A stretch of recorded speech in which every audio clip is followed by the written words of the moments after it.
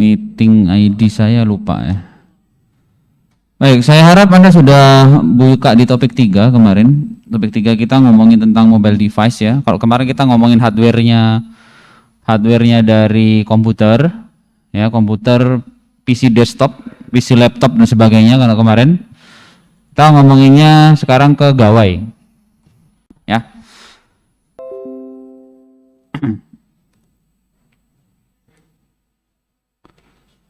Encoding overload. Oke. Ya Shopee. Gak usah diketawain, siapa tahu jualan, ya kan? Dapat order kan gitu toh. Udah, itu aja. Shopee Food Mas. Enggak ya? Bukan ya. Baik. Bismillahirrahmanirrahim. Saya mulai. Teman-teman, hari ini kita ngomongin tentang smartphone yang sering Anda pakai sekarang, yang menjadi hal yang menjadi primer yang sekarang ya.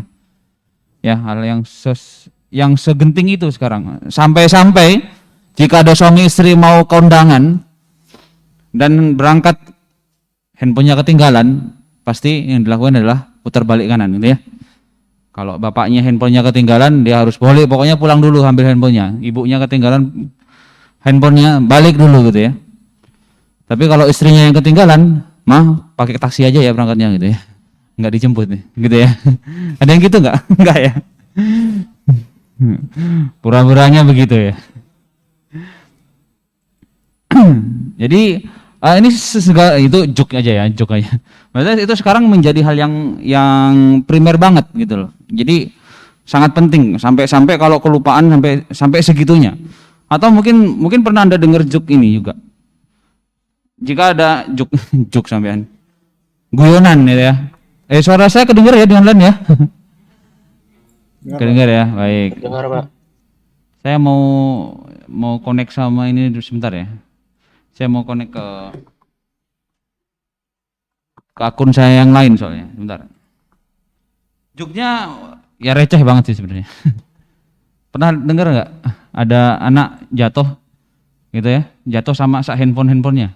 Handphonenya kebetulan waktu itu Apple Mas.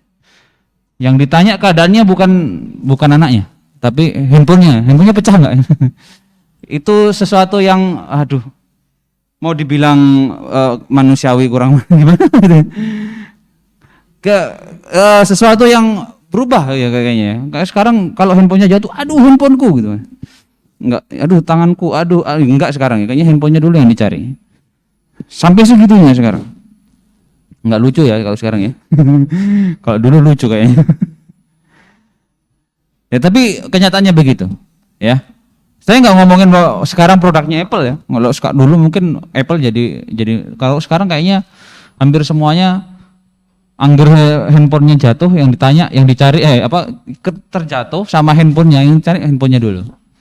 Itu jadi sesuatu yang apa ya? Absurd lah menurut saya. Padahal menurut saya ya kemanusiaan diutamakan dulu bacanya gitu ya. Tapi terlalu ini kalau menurut saya. Baik. Karena saking pentingnya maka karena kita ada di kondisi pembelajaran di mobile ya, di hardware software sekarang, maka mau nggak mau kita juga harus belajar yang tentang namanya sejarah dulu deh. Never done send. Baik. Ini Anda bisa buka di blog saya, sudah saya tuliskan di situ. Juga ada beberapa link tentang dokumennya, Anda bisa ambil di situ.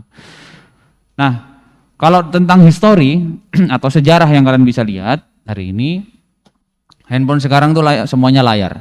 Zaman dulu enggak. Dulu 80% itu body handphone adalah enggak 80% sih. Sekitar 75% body dari handphone itu dulu adalah baterai.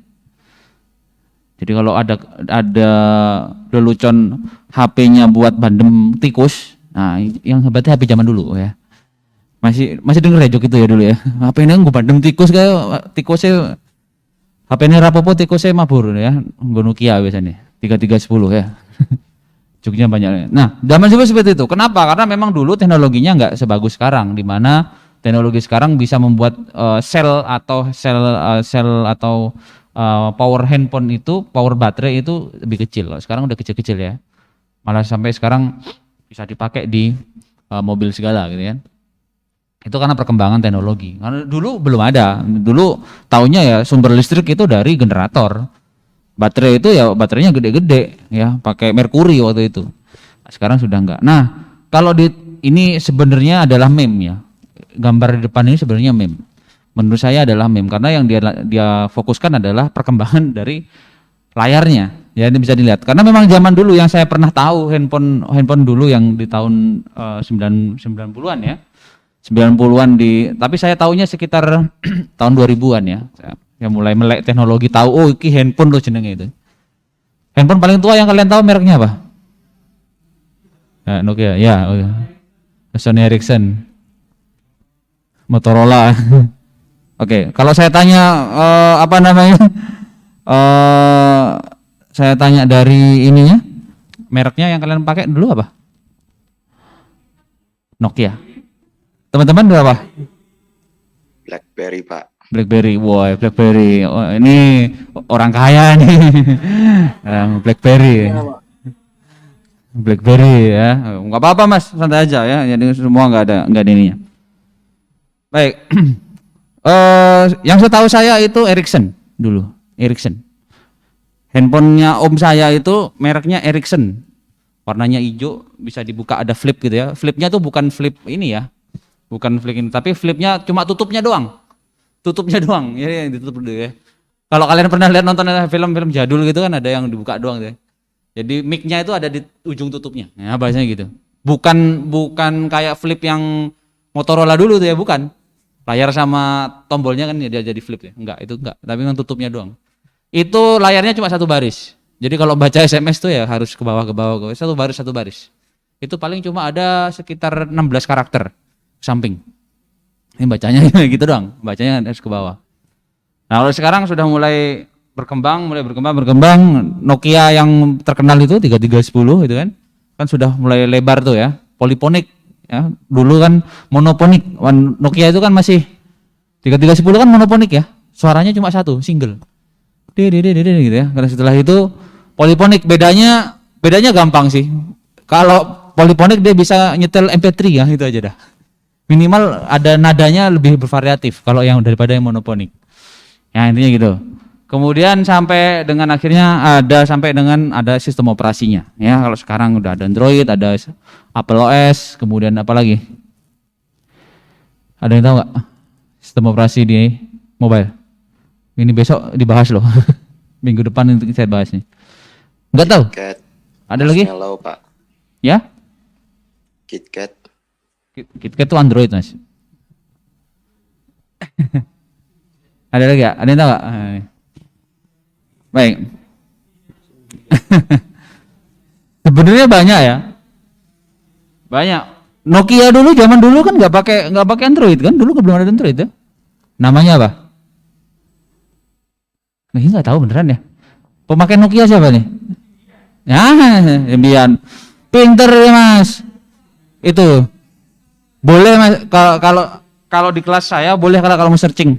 Pakai handphonenya boleh, pakai searching. Kalau mau searching ya, boleh. Ya, ada Symbian. Kemudian yang pakai BlackBerry tadi Mas tahu? BlackBerry pakai apa? Enggak tahu ya. Ada yang tahu ini? BlackBerry OS. Gampang kan? BlackBerry OS ya, BlackBerry OS namanya. Ya, banyak ya, enggak cuma Android. Nah, kalau sekarang yang terkenalnya Android aja. Nah, ini sini ada full touchscreen. Nah, by the way, ini fakta ya. Tahu nggak bahwasanya perangkat pintar yang sekarang kita pakai itu perkembangannya nggak, yang pakai layar itu bukan yang terbaru loh ya. Ini adalah yang perkembangan dari tahun lalu. Jadi zaman dulu di tahun 2000-an 95-an itu ada sebuah perangkat yang nggak pakai tombol, sudah ada namanya. Ada yang tahu namanya? Saya lupa. Dia pakainya, coba saya cari deh. Namanya adalah Palm OS. Jadi dia sudah pakai touchscreen dari awal. Palm. Itu tulisannya gimana sih? Palm. Nah, ini dia handphonenya. Ya, kelihatan nggak? PDA namanya ya. Jadi perangkatnya PDA. Ini jadul nih Mas. Ya, ini jadul. Dia sudah pakai touchscreen zaman itu. Dia sudah pakai pen, stylus pen. Ya. Di Sony Ericsson sempat ada ya, saya lupa nama serinya juga ada gitu ya. Nokia juga sempat juga ngeluarin itu seri PDA-nya waktu itu Nokia 9400 apa ya? Yang bentuknya kayak itu ya, dibuka gitu. Nah, itu ya. Jadi bukan berarti iPhone yang pertama mempopulerkan, benar, iPhone yang mempopulerkan. Tapi yang pertama menerapkan di gadget itu si Palm OS ini. Sekarang sudah nggak ada. Ya, sudah nggak ada karena perkembangan zaman. Oke, back dulu ya, lanjut. Nah, kalau kita ngomongin tentang kecepatan, maka Anda sudah tahu bahwa kecepatan smartphone itu sudah ada di 5G ya kalau sekarang. Tapi saya rasa Anda belum pernah menikmatinya karena belum ada infrastrukturnya. Dulu maka zaman dulu kecepatannya internet itu baru 24 kbps, bukan smartphone ya, di handphone itu 24 kbps. Yang 2G itu pakainya 64 kbps. Kalau broadband dulu yang pakainya Telkomnet instan 384 kali ya, itu iklannya sampai saya ingat sampai sekarang. Dulu namanya kan, kalau sekarang dulu yang Speedy ya. Dulu namanya Telkomnet instan. Ada nomor call-nya, panggilannya itu ya. Itu kecepatannya cuma 128 kbps. Maka kalau kalian di rumahnya ada 10 Mbps Mas, ngedrop jadi 1 MB, nggak usah ini ya, nggak usah ngerengek. Itu udah kenceng Mas, 1 MB itu udah kenceng. Iya dong, maksudnya Anda harus mensyukuri kecepatan yang Anda punya sekarang internetnya itu bisa jadi ya teman-teman ya yang di online ya, apapun yang kalian punya sekarang itu tolong disyukuri. Gelar kalian kampus kalian yang sudah kalian punya ya, Anda sekarang jadi statusnya di mahasiswa. Status mahasiswa yang Anda punya bisa jadi itu adalah impian banyak orang di luar. Nih ya. Handphone yang Anda punya bisa jadi handphone impian loh yang kalian punya, yang orang lain pengen. Ya kan, walaupun handphonenya ecek-ecek misalnya gitu. Jadi tolong semuanya disyukuri. Pekerjaan, saya juga ngomong sama diri sendiri. Pekerjaan itu juga bisa jadi pekerjaan impian orang lain. Maka Anda harus juga mensyukuri. Ah, ya. Wah, motivasi hari ini ya. Ya, quote hari ini ya, quote ini. Jadi ya. Oke, saya lanjut dulu, nanti kita ngomong ke yang pertanyaan-pertanyaan tadi ya. Oke, kemudian smartphone ada di 3G, masih pernah menggunakan 3G? Masih pernah? Atau masih sekarang pakai? Karena yang sekarang adalah 4G. Ya, kecepatannya 2000 kbps. 2000 kbps berapa berarti? Berapa guys? 2000 berapa berarti? 2 MB? 2 MB ya? Oke, bentar ya. 2 Mbps. Tapi pernah nggak dengar iklannya kalau kecepatannya 3G itu waktu itu 14 Mbps? Atau 7,5 ya, 7,5 kalau nggak salah. Nah, atau Anda pernah nggak pakai 3G tapi kecepatannya 2 Mbps? Pernah nggak? Teman-teman yang lain? Belum pernah? Iya, pernah nggak nyampe kecepatannya 2 MB? Yang 3G? Nah, nggak pernah ya? Nggak tahu ya kalau itu sampai itu. Ya, walau di iklannya banyak menyebutin itu ya. Karena pada dasarnya sistemnya itu adalah broadband. Diingat ya. Ini beda-beda ini. Dulu kan Ad-based protokol ya, dia one by one. Kemudian ada first digital standard, dia pakai GSM atau CDMA yang kita sampai sekarang masih pakai di suara.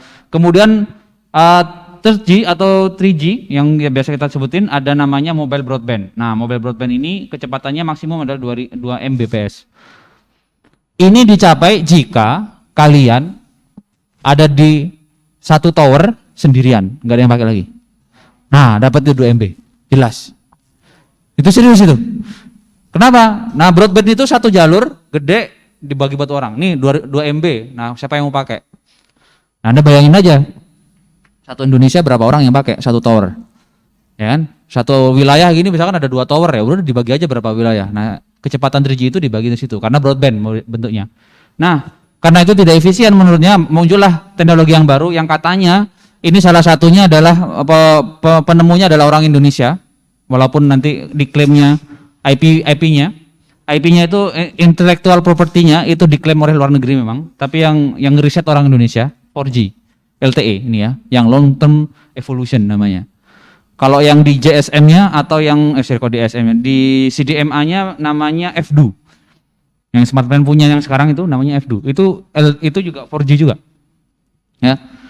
Nah, LTE ini base-nya adalah IP protokol. Jadi satu HP punya satu jalur. Satu HP punya satu jalur. Tergantung nanti komputernya di sana mau menyediakan berapa IP, bahasanya begitu. Nah, itu 4G. Nah, sekarang 5G. 5G nggak ada saya bahas. Kenapa? Karena belum sampai sekarang. Sampainya masih di Jakarta dan sekitarnya. Kita belum menikmati itu secara utuh. Dulu bilangnya 4G itu udah kenceng. Sekarang tiba-tiba ada 4G. Bisa jadi besok ada 6G gitu kan. Kita nggak tahu kan. Bisa jadi. Dulu aja kita bilang 3G itu paling kencang. Dulu gembar-gembornya kan video call pakai 3G. Dulu pertama kali kan itu. Nah, sekarang ada 4G. Lah lebih kencang lagi ternyata. Ya. Nah, kalau kita ngomongin hardware-nya nanti, maka hardware-nya apakah sama dengan komputer? Beda. Di handphone yang biasanya disebut sebagai chipset, disebut sebagai prosesor, chip dan sebagainya, itu namanya SoC, System on Chip. Ya, kelihatan nggak? Nih, kelihatan ya, tapi nggak kebaca ya. Nah, System on Chip. Ya, ini yang ada di dalam handphone kalian. Bedanya apa? Ya, ini macam-macam ya. Ini kalau secara fisik kelihatan seperti ini. Nah, saya mau kasih pertanyaan unik sama kalian. Di rumah, di kalian khususnya, yang di online juga, yang punya modem siapa? Yang punya modem, saya coba tes di chat dulu ya. Yang punya modem silakan bilang saya, kalau yang tidak bilang tidak. Yang di sini silakan angkat tangan yang nggak punya. Yang nggak punya modem. Nah, saya ngomong modem, yang nggak punya modem, angkat tangan. Yang di online kalau bilang punya modem bilang saya, kalau tidak bilang tidak gitu ya. Tidak. Oh, ada yang bilang tidak. Sekali tidak. Yang di ruangan sini punya semua? Enggak. Yang tidak punya siapa? Boleh tahu angkat tangan? Yang boleh tahu saya angkat tangan? Yang tidak punya. Enggak apa-apa, enggak usah izin. Yang enggak punya modem yang di ruangan kelas saya siapa? Enggak, oke, enggak punya. Tidak punya. Ya, tidak punya. Hampir sebagian besar tidak punya gitu jawabannya. Setuju? Sepakat itu? Oke. Oke, saya. Baik, saya akan menjawab dengan dua versi. Yang pertama, yang di rumahnya punya mau internet broadband, provider internet, Speedy dan kawan-kawannya. Ada yang punya? Di sini di ruangan kelas? Ada. Pakai. Mbak punya modem, Mbak? Mbak siapa namanya? Cinta, punya modem berarti? Oke, punya. Yang di ruangan? Yang di online? Ya, jadi semua broadband ISP itu pasti pakai modem. Jadi kalau kalian koneksinya pakai Telkomsel dan sebagainya, teman-temannya, SL Home, Bisnet, dan kawan-kawannya yang memanfaatkan jalur kabel itu pasti pakai modem. Ya, ada konverternya namanya. Modem itu fungsinya nanti mengubah sinyal analog to digital to analog. Nah, yang kedua, jawabannya ada di handphone kalian. SoC itu bukan tiba-tiba sistem yang dia berdiri sendiri. SoC itu dia kumpulan dari banyak chip yang punya fungsinya masing-masing. Ingat ya, punya fungsinya masing-masing. Jadi kalau chipnya tentang LCD saya ambil, ya dia tetap berjalan tanpa LCD. Beda sama komputer. Komputer dia harus ngecek tuh semuanya. Kalau dia nggak cocok, nggak komplit, dia nggak ngomong. Nah gitu ya bedanya ya. Nah termasuk, ini saya zoom gede, 3G, 4G kalian. Jadi jawabannya adalah harusnya jika kalian punya handphone, maka kalian punya modem. Karena modem tugasnya adalah menerjemahkan sinyal digital to analog. Sudah tahu ya, analog dan digital bedanya apa? Ya di Komdat sudah dijelasin kan? Nah, jadi SoC itu dia mengumpulin semua chipset yang berfungsi untuk kebutuhan si komputer, smartphone-nya. Paham ya? Termasuk si modem. Loh kok bisa, Pak? Ya gini, sinyal analog itu berjalan di antara infrastruktur. Jaringannya pakai kabel kan? Nah, kalau si di digital dia bekerjanya di komputer kalian, di handphone kalian. Maka saat data digital yang akan dilemparkan atau dikirimkan ke dalam infrastruktur yang berbeda, maka harus ditransfer dulu. Nah, siapa yang transfer? Alatnya namanya modem. Saat sinyal itu nyampe, yang bertugas untuk menerjemahkan itu juga modem. Maka modemnya pasti ada 3G dan 4G. Gitu. Ini kebetulan yang 3G dan 4G ya.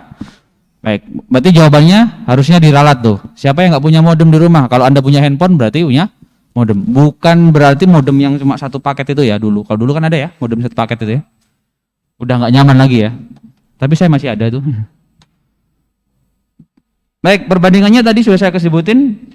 Ya, ini kebetulan yang jadi pembandingnya adalah iPad 3 punyanya Apple. Dan ini adalah CPU ya. Jadi CPU itu dia harus integrated. Jadi yang mengeksekusi si prosesor. Tapi kalau si SoC dia punya sendiri-sendiri. Ya tugasnya cuma mengeksekusinya kebutuhan lain. Nah, bagiannya apa aja? Ada CPU yang dibilang brainnya. Kemudian ada GPU yang ngomongin tentang interface 2D dan 3G gaming misalnya. Ada image processing, ISP, ngomongin tentang sensor di di kameranya. Ada DSP untuk mathematical intensive function ya. Untuk masalah kompresi musik dan sebagainya, termasuk analyzing terhadap sensor giroskopnya. Kemudian ada neural processing unit. Ini untuk masalah accelerated machine untuk AI. Biasanya ngomongin tentang voice recognition sama kamera processing. Jadi nggak langsung disimpan ya pas ada prosesnya. Kemudian ada video encoder biar bisa dibaca semua format, dan terakhir pasti modem. Ini nggak boleh ditinggalin. Karena kalau handphone nggak ada modemnya nggak bisa nelpon mas. Oke ya, segmentasinya ada di sini, ada flagship, high range, mid range, entry level dan sebagainya. Bisa dilihat dari mana? SoC, kameranya, RAM, sensor, kualitas layar dan build quality-nya. Untuk saat ini ranking dari Antutu software yang biasa dipakai untuk reviewer, di mana performanya masih ada di handphone, ini device-nya ya, EQ, nah, ini nggak tahu nih, ada di Indonesia apa enggak. Yang terakhir ada Mi 12 Pro, yang baru launching bulan kemarin, bulan ini ya, baru bulan ini kayaknya. Kemudian ada Motorola Edge ya. Setelah itu ini berdasarkan device, kemudian berdasarkan dengan ranking prosesornya, A15 Bionic yang termasuk yang terkencang saat ini. A15 Bionic itu punyanya Apple ya. Kemudian ada disusul sama MediaTek Dimensity 9000 sama Snapdragon 8 Gen 1 yang terakhir. Nah, dan seterusnya ya. Ini Anda bisa cek nanti di alamat websitenya sudah ada ya. Anda bisa cek di ini ada Nano Review sama dengan Antutu. Ini Antutu Benchmark. Baik. Setelah ini ada pertanyaan dulu? Belum ada ya. Saya bahas pertanyaan-pertanyaan yang ada di Waskita. Mana ya? Ini menarik kalau bahas yang di situ tuh. Waskita saya mana tadi? Dashboard. Duh, kayaknya tadi sudah buka Waskita saya. Ketutup lagi dah. Aneh.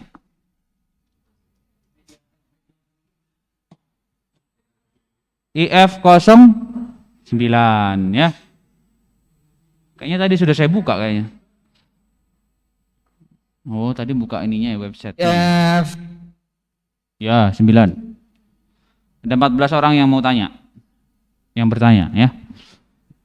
Ini mohon maaf, ini harus saya zoom kecil-kecil gitu ya. Biar kelihatan. Baik. Apakah maksud dari flagship pada segmentasi smartphone? Nah, ini pertanyaannya. Kebaca nggak di sini sih? Enggak ya? Ini, gini aja maksudnya. Ini dia. Apa maksudnya flagship pada segmentasi smartphone? Kebaca ya? Flagship itu berarti build quality dan segala halnya ada di ranking paling atas. Mulai dari chipset, kamera, sensor dan sebagainya. Ya. Tadi sudah saya sebutin yang paling tinggi itu sekarang adalah 8 Gen 1 sama Dimensity 9000. Berarti kalau chipsetnya menggunakan itu minimal dia kelasnya adalah flagship. Karena pasti mahal. Berarti di atas 5 jutaan tuh handphonenya. Atau Snapdragon 888 yang kemarin masih populer ya. Apa sajakah perbedaan dari smartphone dan tablet? Bedanya cuma dari ukuran. Kalau handphone itu biasanya maksimum ada di 6 inch, kalau tablet bisa di antara 8 sampai 11 inch. Tujuan dari pembuatan aplikasi mobile dan mobile device untuk apa? Efisiensi ya. tujuannya dari pembuatan aplikasi mobile itu? Kalau ini banyak faktor kalau yang ini kalau kita bahas ini. Tujuannya apa? Ya banyak faktor karena dia ngomongin tentang pengembangan software. Jadi nggak bisa tiba-tiba spesifik pokoknya saya mau bikin A. Jadi kalau orang skripsi itu Anda harus bisa menjelaskan secara ilmiah. Kenapa Anda bikin aplikasi tersebut? Kenapa Anda melakukan penelitian tersebut? Ya karena saya suka Pak. Langsung tak reject Mas, tenan. Serius nih, kalau saya nguji orang yang kayak gitu tak reject. Udah Pak, tak kasih 5 aja. 5 itu nggak lulus. Ya kecuali nanti penguji yang lainnya mau memberikan 5,5, di compare baru lulus. Kenapa? Ya karena tujuannya memang harus ada ilmiah. Jadi tujuannya kan beda-beda. Misalkan contoh aplikasi ini saya buatkan di mobile Pak. Kenapa? Karena harus dibawa kemana-mana. GPS misalnya. Ya kan, GPS itu yang ada di wear ya, gadget ya, yang lain itu kan harus dibawa di mana-mana. Kan nggak mungkin saya bikin aplikasi desktop Pak, tapi biar bisa dibawa kemana-mana. Anda bayangin aja, bawa laptop kemana-mana atau bawa PC-nya kemana-mana gitu ya. Biar kemana? Biar bisa bawa aja. Apa yang menjadi latar belakang dimunculkannya jaringan 5G? Efisiensi, kecepatan Mas. Nah pada dasarnya karena manusianya ya sih. Kalau menurut saya itu sudah cukup, kenapa harus ditambah? Tapi namanya juga science, maka pasti dibutuhkan hal yang baru. Itu sebabnya ada namanya research, dan search. Mengulang kembali, search berarti mencari terus. Sesuatu yang harus diulang terus. Termasuk kalian nanti untuk melakukan skripsi seperti itu juga ya. Jadi yang melatar belakangnya ada seperti itu. Karena dulu 5G, 4G, 3G aja sudah termasuk cepat. Kenapa harus ada 4G? Sepertinya masih aman-aman aja tuh, tapi nyatanya setelah infrastrukturnya ada, ya ikut semua tuh, bisnisnya jalan kan? Nah gitu ya, apakah mungkin 2-5 tahun ke depan performa dari smartphone akan menyamai performa konsol dalam memainkan game-game AAA? Mungkin. Ini dimungkinkan karena perkembangan dari material dan teknologinya, yang jelas ya. Lalu sekarang Pak, lama ya? Sekarang aja Anda pakai komputer biasa saja sudah bisa memainkan game AAA. Cek aja Stadia. Ya, website Stadia itu punyanya Google ya, kalau nggak salah, Google Stadia. Ya, cek aja tuh. Anda bisa memainkan game AAA tanpa mempunyai konsol yang bagus. Anda main Witcher 3 itu pakai dual core aja udah bisa. Tuh ya. Masih ada pertanyaan lagi nggak nih? Stadia namanya, Google Stadia. Nanti cek aja ya. Nanti kalau saya searching di sini kelamaan.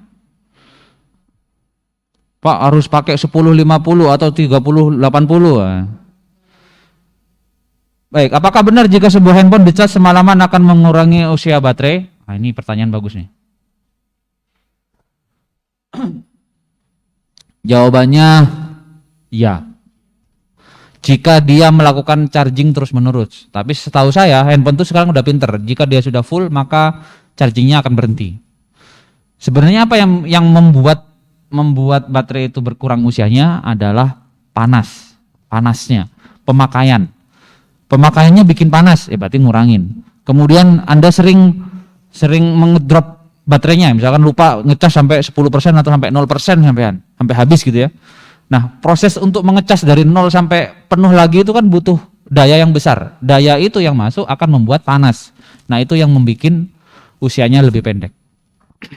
Maka kalau Anda punya handphone 60% sudah kosong, kalau sempat dicas aja. Nggak usah nunggu sampai masih 60%. Enggak. Karena kalau dicas dari 30% sama 60%, panasnya beda pasti. Bener nggak? Ya kan? Walaupun quick charge ya. Quick charge itu kan cuma powernya ya gede. Gitu ya. Apa keunggulan dan kekurangan chipset Qualcomm dan Snapdragon? Ini masalah bisnis ya. Saya nggak bisa menjelasin panjang lebar. Ini masalah ngomonginnya bisnis. Mau chipset Qualcomm dan Snapdragon, nanti ditambah lagi chipsetnya Apple One gitu ya. Apple lah itu beda lagi. Ini masalah bisnis. R&D-nya beda-beda. Jadi segmentasinya mungkin bisa jadi berbeda-beda. Ya, saya nggak bisa jelasin tentang kekurangan dan kelebihan chipset MediaTek dan sebagainya. Ini masalah bisnis dan riset dan development-nya. Karena kalau Anda mau bandingkan, misalkan bandingin sama Apple gitu aja deh, di mana riset dan development-nya itu beda. Jadi perusahaan itu dia punya budget khusus untuk riset. Jadi dia nggak tiba-tiba ngeluarin produk, nggak bisa. Dia akan riset dulu, berapa lama produk itu bagus dan sebagainya. Setelah oke, baru bisa masuk produksi. Makanya kalau kalian besok mau gabung sama perusahaan-perusahaan yang seperti ini, masuk bagian riset dan development, wah keren itu namanya. Ya, riset developmentnya di Apple udah gila-gilaan itu, apalagi di Google ya. Udah kalau ngomongin pekerjaan nanti beda-beda ya. Pekerjaan kalian sekarang itu adalah impian pekerjaan orang lain, jadi maka disyukurilah yang sekarang gitu ya. Baik, itu untuk perbedaan tadi.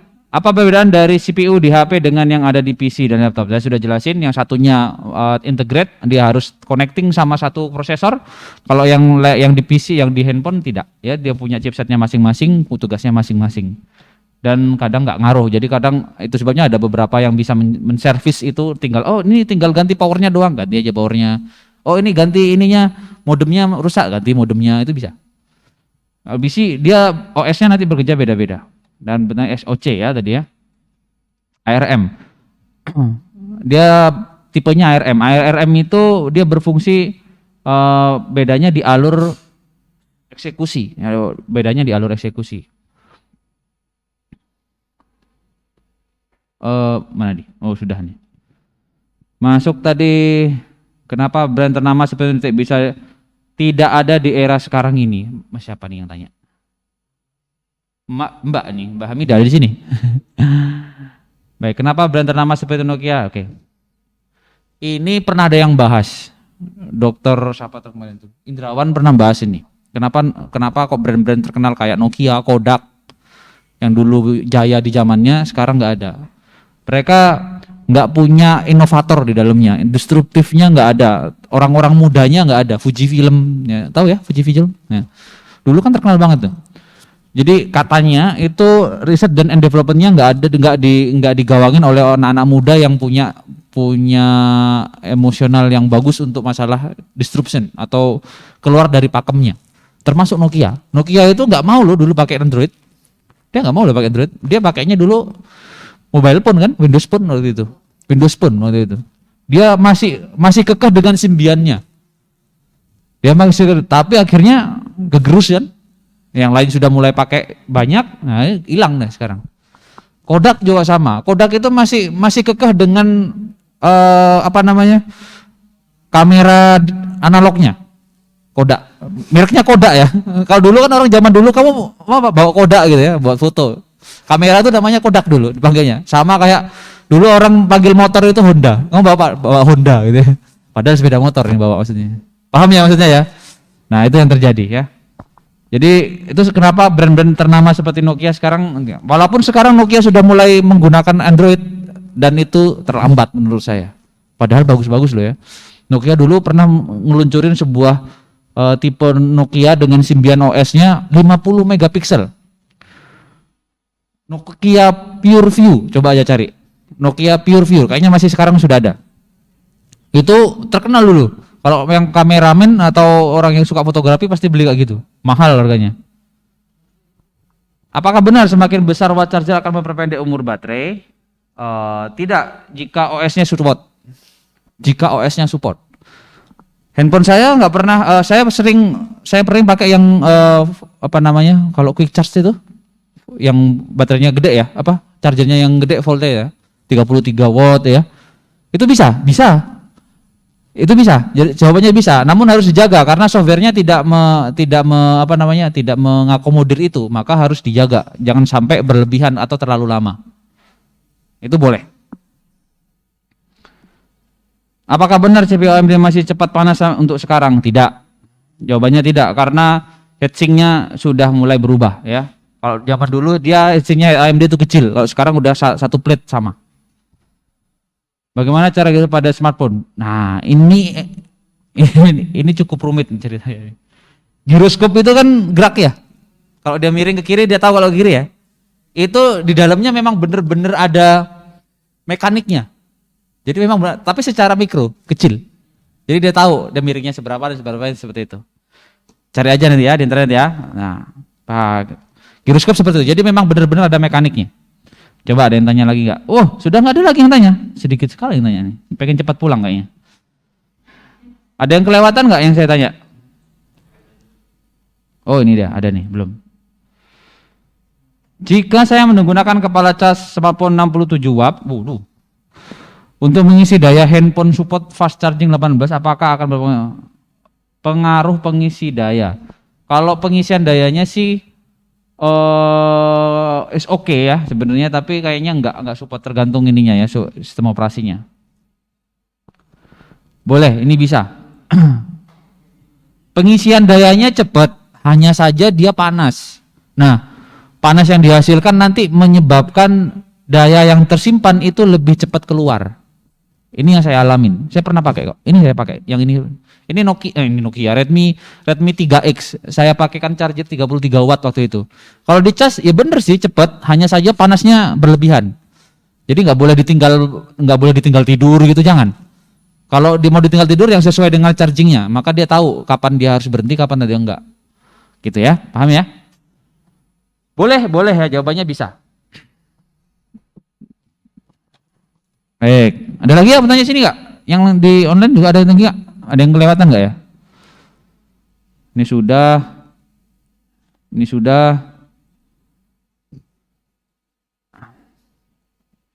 Apakah ini sudah? Tadi saya jawab.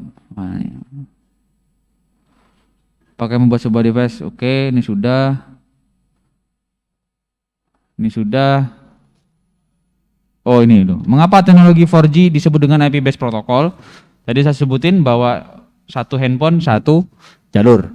Dia dapat IP-nya satu-satu. Maka dia nggak terganggu dengan jalur yang lain. Oh ya, LTE itu nggak bisa dipakai buat suara. Dia cuma data aja. Lupa kok bisa saya nelpon? Nah, katanya gitu kan. Kalau Anda nelpon, coba cek jalurnya, sinyalnya. Pasti akan berubah ke 3G. Coba aja cek. Beda kalau Anda berkomunikasi menggunakan WA. Beda ya. Kalau Anda pakainya WA, maka dia akan lewatnya data. Maka yang berkurang paket data. Tapi kalau Anda pakai hanya telepon biasa, yang 3G dan sebagainya, 3G masih bisa dipakai suara soalnya. Nah, itu bisa bisa dipakai gitu ya. Baik, apakah maksud dari LTE yang biasa dibanggakan oleh provider jaringan? Long term evolution. Jadi evolusi yang cukup lama. Untuk mencapai itu memang agak lama karena waktunya memang berapa tahun ya? Dari tahun berapa tadi? 4G itu? Saya lupa tahunnya. Itu nggak tahu namanya kenapa harus LTE gitu. Oh nggak ada tahunnya ya, nggak saya tulis ya kayaknya tahunnya. 4G itu kalau nggak salah tahun 2000-an ya. 2007 2005 kayaknya. Dia mulai ada di sini. Saya pertama kali pakai 4G itu FDU yang punyanya CDMA, punyanya Smartfren waktu itu. Itu sudah tahun saya masih kuliah kalau nggak salah ya. Entah kapan itu. Kalau mungkin kalian masih SD kayaknya ya. Jadi memang kenapa Indonesia pakainya LTE kan gitu. Jadi ada dua provider besar yang masuk ke sini. Di Eropa dia pakainya GSM ya, diingat. Di Eropa bukan GSM, sorry. Di Eropa dia pakainya base-nya adalah CDMA. Kalau di Asia Tenggara dan seterusnya di Asia itu pakainya adalah GSM. Yang biasa kita pakai nih sekarang. Tapi untuk teknologi 4G-nya ini 4G yang dimaksud adalah kecepatannya ya. 4G-nya itu ada dua juga yang masuk. Yang pertama FDU, yang kedua adalah LTE. Nah, sama WiMAX waktu itu. Pernah tahu nggak? Kedengaran? WiMAX dulu pernah tahu? Harusnya tahu dong, nggak tahu. Jadi ada tiga berarti ya teknologi 4G yang masuk ke Indonesia. Pertama WiMAX, yang kedua FDU, yang satunya adalah LTE yang kita pakai sekarang. Nah, kenapa kok yang dua itu tidak diimplementasikan? Yang pertama, yang WiMAX itu wireless maximum, di mana jangkauannya ya sesuai dengan kayak wireless, di mana kecepatannya memang ditingkatkan dan butuh banyak tower baru yang harus ditambahkan jika harus mengimplementasikan WiMAX. Satu, berarti biaya produksinya mahal ya. Tower satu itu Mas, tower pemancar yang satu yang kalian tahu itu paling enggak sekitar 2 atau 3 M baru bisa berdiri satu. Kalau Anda mau menjadi provider telekomunikasi, minimal siapkan 3 triliun untuk bisa jadi provider telekomunikasi di Indonesia. Itu syaratnya, karena harus punya tower itu satu-satu itu. Kalau nggak punya tower gimana Pak? Sewa. Jadi satu tower dipakai orang banyak gitu. Bahasanya gitu. Satu tower itu bisa sampai 1 M lebih lah, ya 1 M lebih. Nah, yang kedua yang satunya adalah CDMA, yang FDU itu tadi. Ya ini karena arsitekturnya di tempatnya kita kebetulan masih masuk ke GSM, jadi harus nambah baru kan fiturnya, ada antena baru, maka itu sebabnya FDU nggak terlalu populer. Masuk ke LTE, nah LTE karena kita base-nya adalah IP protokol, jadi dia nggak bikin tower baru, dia hanya menambahkan device baru ke setiap antena. Ini faktanya begitu. Jadi lebih murah daripada harus pakai FDU atau WiMAX. Nah itu sebabnya LTE lebih dipakai di sini. Nah beda cerita kalau yang di luar negeri, mereka pastinya pakainya CDMA, pasti pakainya FDU, pasti itu. Kecepatannya sama. Kecepatannya kalau broadband, ya seperti yang saya bilang tadi, semakin banyak penggunanya, maka semakin lemot tuh, semakin lemot tuh jelas. Ya dulu waktu itu FDU masih nggak banyak yang pakai ya, tiba-tiba booming, tiba-tiba kecepatannya berkurang. Nah, gitu-gitu aja sih. Ya, LTE long term evolution. Jadi fungsinya base-nya Anda punya IP satu-satu di tempatnya di komputer mereka. Ini kalau ngomongin mobile banyak banget ya. Oke, ada lagi ya tanya? Ada yang kelewat nggak ya? Sudah. Ini sudah.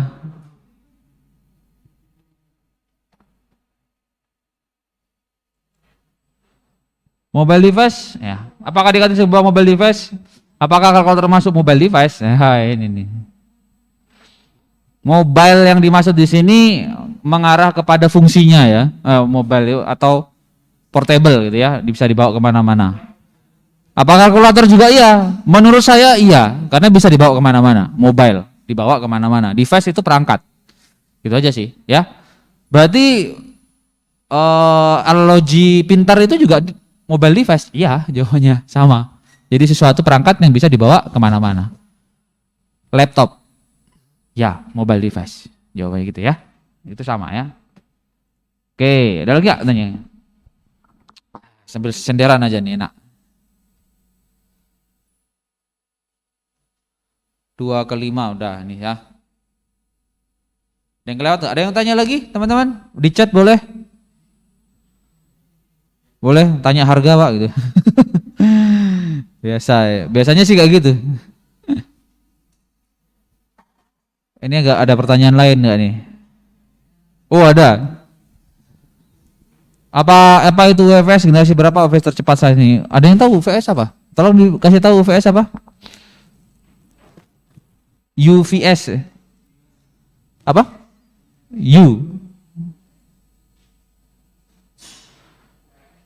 Apa sih?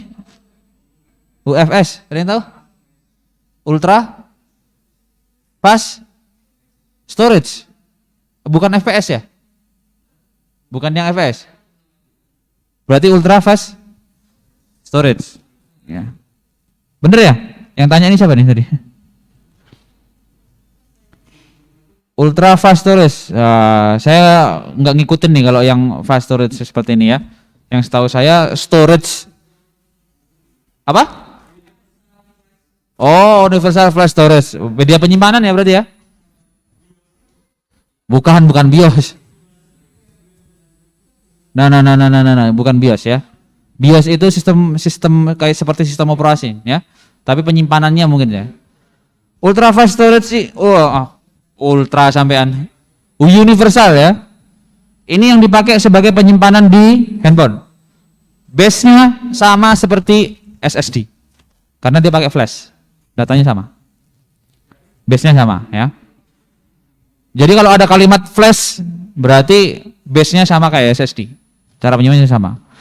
Kenapa semakin kesini semakin kecil ukuran fitur CPU dan apa efek serta efisiensi yang bisa untuk multitasking dan gaming ini? Kenapa semakin kesini semakin kecil? Jawabannya gini. Karena teknologinya sudah mumpuni sampai ke mikro nano. Sampai ke nano. Ya, kalau sekarang kan kalau nggak salah sampai 7 nanometer ya. 5 sekarang. Oh ya. 5. Yang dipakai 8 ya, Gen 8 ya. 8 Gen 1 masih 5. Udah 5 ya. Nah, itu apa? Ya, pertanyaan itu apa? Kenapa kok yang kecil tuh apanya, Pak? Itu chipsetnya gede kan ya. Yang kecil itu adalah transistornya. Sekecil itu. Transistornya yang kecil. Nah, apakah sampai dengan nanti akan besok sampai dengan 2 nanometer, Pak? Nah, gitu. Enggak jawabannya. Enggak tahu maksudnya ya. Kenapa? Karena nanti masuk ke hukum fisika. Hukum fisika itu ukuran dari atom. Ya kalau terlalu kecil nanti akan menyamai ukuran atom. Nah, karena setiap transistor itu akan dialirin oleh listrik. Nah, ukuran listrik itu kan ada atomnya juga masih lewat situ. Dan ukuran yang hampir sama. Kayaknya kan nggak mungkin kan sebuah data di mana penampangnya lebih kecil. Nggak mungkin kan? Nah, itu masih dicari lagi material apa yang bisa sampai sekecil itu dan menampung listrik yang sekecil itu. Itu masih dicari, ya. Kemudian kalau tanya apakah multitasking? Oh ya jelas, kalau transistornya tambah banyak, berarti kan bisa mengcover banyak kegiatan. Ini gitu. Karena prosesor itu isinya cuma transistor aja. Dengan logic gate-nya, ya. Awal mulai tercipta teknologi fingerprint itu tahun berapa? Aduh, saya lupa nih tahun berapa ya. Cari aja di internet, ini ada nih fingerprint. Pada dasarnya ini adalah awalnya dimulai dari image recognition, pengenalan pola. Ya, ada ilmunya sendiri ini, ada jurusannya sendiri. Anda nanti bisa belajar untuk itu. Oke. Ada pertanyaan lagi? Ini sudah jam 2. Jam 2 berapa sih sekarang kita selesainya? Pas ya. Baik, kalau tidak ada lagi pertanyaan, terima kasih hari ini. Mohon maaf nanti